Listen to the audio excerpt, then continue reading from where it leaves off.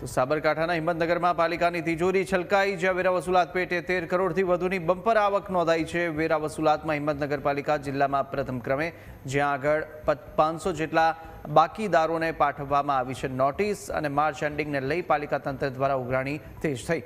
વેરા વસૂલાત માટે અલગ અલગ ટીમોનું પણ ગઠન કરાવવામાં આવ્યું છે। તો સાથે જ આ તરફ સમયસર વેરો ભરપાઈ કરવા તંત્ર દ્વારા અપીલ કરાઈ। બાકીદારો વેરો નહીં ભરે તો પછી આગામી દિવસોમાં કડક કાર્યવાહી થવાની છે। હિંમતનગર નગરપાલિકાના જે બાકીદારો હતા ટેક્સ, એ 500 અરજદારોને નાગરિકોને નોટિસ આપી અને ટેક્સ ભરવા સૂચના આપેલ છે, અથવા એ લોકો ટેક્સ નહીં ભરે તો આગળ કડક કાર્યવાહી કરવામાં આવશે। અને હાલ 13.97 એટલે આશરે 14 કરોડની વસૂલાત હિંમતનગર નગરપાલિકામાં થઈ ગઈ છે।